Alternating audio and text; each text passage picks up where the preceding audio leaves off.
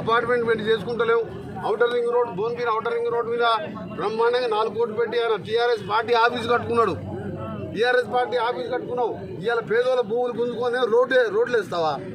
ఈ విధంగా ఉన్నదా? అందుకనే దీని మీద ఉదయం ఆలోచించాలి. తప్పకుండా మీ ఆందోళన అర్థం చేసుకున్నాం.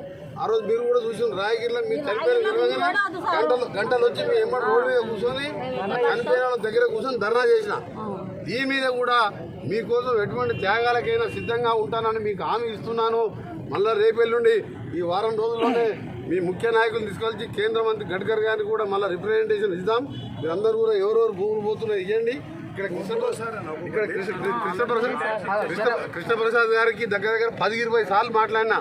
నా చేతిలో ఏం లేదు సార్, రాష్ట్ర ప్రభుత్వం ఢిల్లీకి పంపింది, ఢిల్లీ వాళ్ళు అప్రూవ్ చేసి మాకు పంపిను, అవసరం మీరు అక్కడి నుంచి మారవాలి తప్ప నా చేతులు లేదని చెప్పిండు ఆయన. ఈయన ఆమెను పోయి అడిగితే కూడా ఆమె కూడా ఏమనేదంటే ఇంకా పూర్తిగా ఫైనల్ కాలేదు, ఇంకా కొద్దిగా చేంజ్ చేసే అవసరం ఉంది అన్నప్పుడు రాయగిరి గురించి స్పెషల్గా నా లెటర్ కూడా ఉన్న కార్లో ఉంది, లెటర్ ఇస్తా. మినిస్టర్కి వెళ్ళి వచ్చిన లెటర్ కాపీ కూడా పంపించే 5,000 గడ్కరీ గారికి వచ్చింది.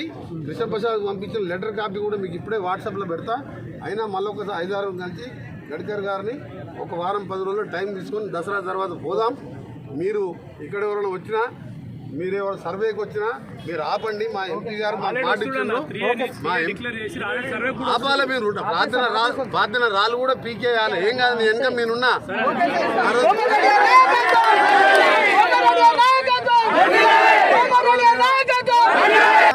కమిషనర్తో ఫోన్లో తిట్టి నేను అరెస్ట్ చేస్తాను, చేసుకోపో అరెస్ట్ అని చెప్పిన.